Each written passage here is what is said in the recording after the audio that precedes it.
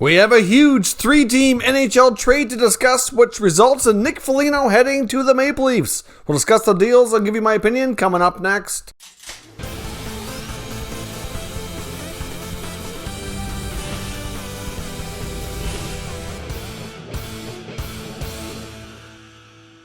So welcome back to another video here at Top Shelf Hockey. Now, as I mentioned, we have another pretty big trade here that just went down between three NHL teams, which are the Toronto Maple Leafs, the Columbus Blue Jackets, and the San Jose Sharks. So essentially, the Maple Leafs and the Jackets have swung a deal for Nick Foligno going from Columbus to Toronto, except San Jose comes in as a third-party team, essentially as a broker to retain part of the salary and to get a little something here for their effort. So to lay things out in simple terms, here's what breaks down. The Toronto Maple Leafs get Columbus Blue Jackets captain Nick Foligno essentially at 25% of his cap hit, because the Columbus Blue Jackets retain 50%, send him to San Jose, who retains 50% of the remainder, which is essentially 25%, and then ship him on to Toronto for the remainder. So the Leafs get Nick Foligno at 25% of his cap hit. They also get Stefan Noesen from the San Jose Sharks. Obviously, Noesen is he's a fringe NHL player. Somebody's gone up and down between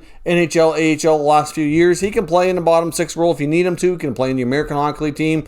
No big superstar, but still an add-on for Toronto. Obviously, San Jose wanted something taken off their books. And then in return, the Columbus Blue Jackets get the Toronto Maple Leafs first-round pick in 2021. They also get a fourth-round pick in 2022, and then for their efforts for retaining the money on the Foligno contract, the San Jose Sharks also get the Toronto Maple Leafs 2021 fourth-round pick. So all in all here, the Maple Leafs get Foligno at a muchly discounted price. They gave up 3 draft picks to do so they don't subtract anything off their roster. They get that much stronger, but they do give up quite a bit. I mean, the first-round pick for Foligno is, I think, fair to say, a pretty hefty price. Now, there's a lot of people debating on social media, is this too much? Is it too little? Like, what's the, how is this going to play out? And you really, if you're Toronto and you go on to win the Stanley Cup, you definitely don't care 100%. Now, if they have an early exit, then that would be a disaster to give up those many picks and to go out early. But I don't think the Leafs plan on having that happen. They feel they can win this year. I have no doubt that's what their mindset is. They're at the top of the North Division because of the way the league is structured this year. If they can win and get out of the North as the North champions in the playoffs, they go to the Final Four, and really they're looking at 2 rounds to win the Stanley Cup. So do I think the Leafs can do it? It's possible. I think more likely this year than in the last number of years since they've been back in the playoff picture that they actually have a legit chance. Whereas in previous years, I counted them out as maybe a first or second round exit. Now I'm not so sure. I think they can go deeper. They still have some question marks, but a lot of those question marks from years past have been answered. If you take Nick Foligno and you put him on that, say, second line with Tavares and Marner, I know the Leafs have been in love with Galchenyuk, but I think Foligno is a better option. He could be a net front presence on the power play, which they already have some of that with guys like Wayne Simmons. Zach Hyman, not afraid to go to the dirty areas as well. So he just adds that much more toughness, that much more grit, that much more ability to be offensive in two-way. Foligno can play wing, he can play center. Pretty versatile guy, he can help you kill penalties. I mean, he's not a super offensive guy. He's had his moments in his career, like he's put up some good numbers in the past. Not always is the most consistent that way. I believe he's got 16 points on the year.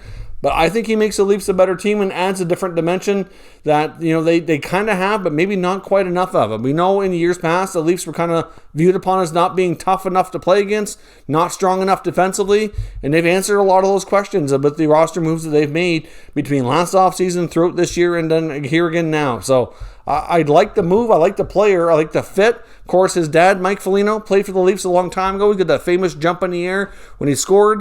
Might come full circle for a family here where Nick gets to wear the blue and white and compete for a cup. So I think he's probably thrilled for the opportunity. Really good chance he goes back to Columbus in the offseason as an unrestricted free agent. At least that's the belief right now. Hard to say 100% if that happens, but that's what most people kind of feel is going to happen. And we'll see what happens. But this is a massive trade for the Leafs, in my opinion. They're giving up a lot, so I hope for their sake it works out, Because if it doesn't, that's a lot of picks to be losing. So let me know what your thoughts are on the Leafs getting Nick Foligno. Is it worth the price they've paid here? Obviously, guys like Taylor Hall are still out there. They, like I mentioned in numerous videos, I think they were in conversations with Buffalo and Hall. They just didn't want to pay the price, and he wasn't necessarily at the top of their wish list. I think they would have been interested. Let's say that Foligno would have went somewhere else and they couldn't get it done. They would have circled back to Hall or another option, but I don't think Hall was ever their absolute top priority. And reports out there right now are indicating that the Sabres might not be able to get a first-round pick for Hall now.